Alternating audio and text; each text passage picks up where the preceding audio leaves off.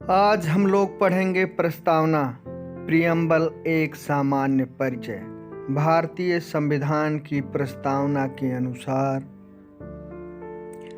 हम भारत के लोग भारत को एक संपूर्ण प्रभुत्व संपन्न समाजवादी पंथनिरपेक्ष लोकतंत्रात्मक गणराज्य बनाने के लिए तथा उसके समस्त नागरिकों को सामाजिक, आर्थिक और राजनीतिक न्याय, विचार, अभिव्यक्ति, विश्वास, धर्म और उपासना की स्वतंत्रता, प्रतिष्ठा और अवसर की समता प्राप्त कराने के लिए तथा उन सब में व्यक्ति की गरिमा और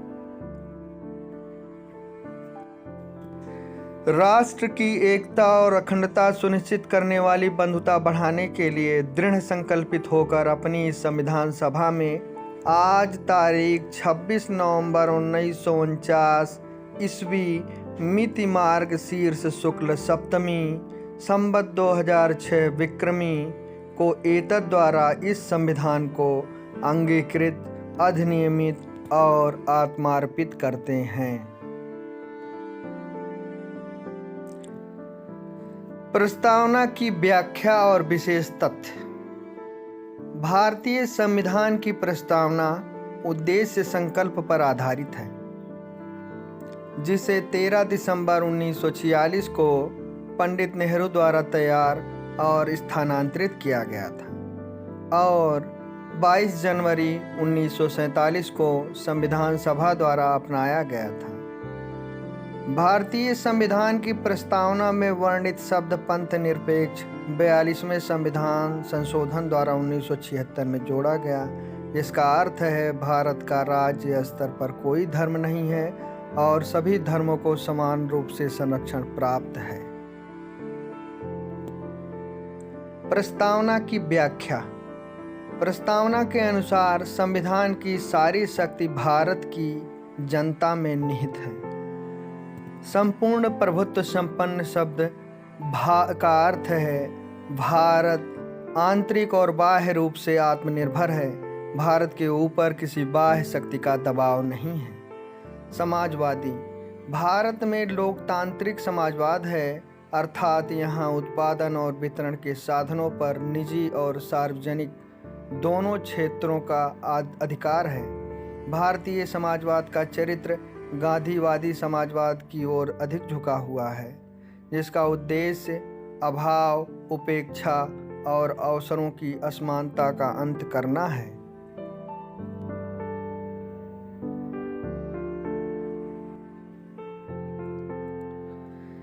लोकतंत्रात्मक शब्द का अर्थ है राज्य का मुखिया जनता के द्वारा चुना जाएगा और जनता के प्रति उत्तरदायी होगा, अर्थात भारत सरकार की शक्ति का स्रोत भारत की जनता है।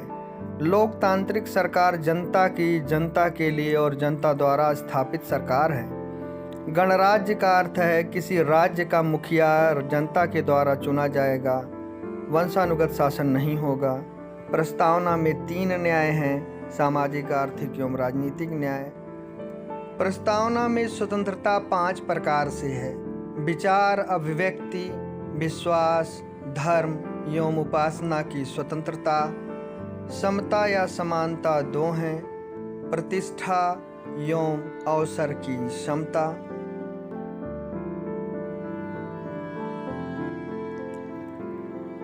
भारतीय संविधान की प्रस्तावना में केवल और केवल एक बार संशोधन किया गया है।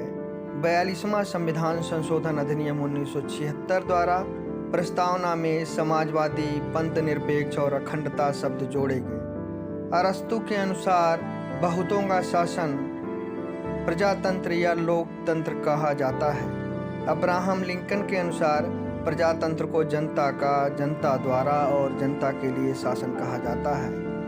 इन्होंने कहा कि democracy is a government in which everyone has a share, अर्थात प्रजातंत्र वह शासन है जिसमें प्रत्येक व्यक्ति को भाग मिलता है। डायसी के अनुसार प्रजातंत्र वह शासन है जिसमें शासक समुदाय संपूर्ण राष्ट्र का अपेक्षाकृत बड़ा भाग हो। लॉर्ड ब्राइस के अनुसार लोकतंत्र ऐसी सरकार है जिसमें योग्य नागरिकों के बहुमत की इच्छा का शासन होता है। चार्ल्स सी मेरियम के अनुसार लोकतंत्र राजनीतिक समुदाय का एक ऐसा रूप है जिसमें राज्य की नीतियों का राजनीतिक नियंत्रण और दिशा निर्देश समुदाय के बहुसंख्यक भाग द्वारा किया जाता है। के.एम. मुंशी ने प्रस्तावना को राजनीतिक कुंडली कहा। अर्नेस्ट बार्कर ने प्रस्तावना को संविधान का कुंजी नोट कहा या संविधान की कुंजी कहा। ठाकुरदास भार्गव ने प्रस्तावना को संविधान की आत्मा कहा। N.A. पालकीवाला ने प्रस्तावना को संविधान का पहचान पत्र कहा। बेरूबारी यूनियनवाद 1960 में न्यायालय ने प्रस्तावना को संविधान का हिस्सा नहीं माना। इसी केस में कहा गया कि प्रस्तावना संविधान निर्माताओं के मन की कुंजी है।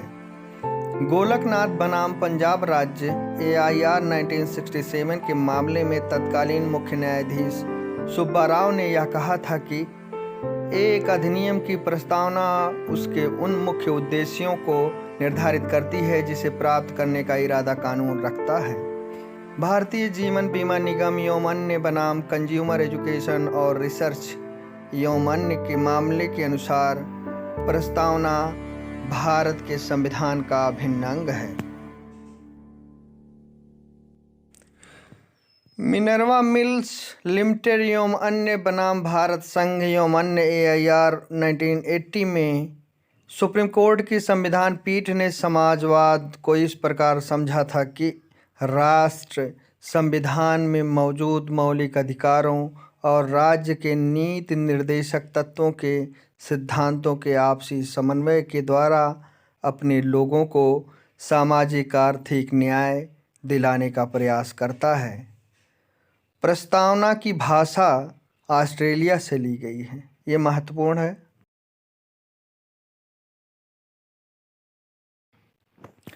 केशवानंद भारती बनाम केरल राज्यवाद 1973 में उच्चतम न्यायालय ने प्रस्तावना को संविधान का अंग माना और कहा कि इसमें अनुच्छेद 368 के अनुसार पार्लियामेंट अर्थात संसद संशोधन कर सकती है, लेकिन संविधान के आधारभूत ढांचे में संशोधन नहीं कर सकती।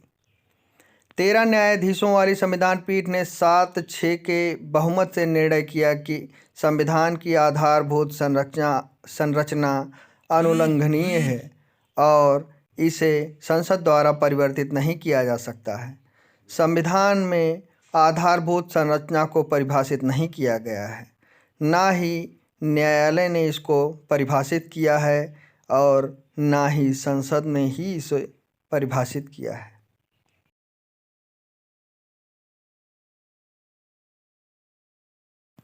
Thanks for watching this video, and you may share this video and like and subscribe also.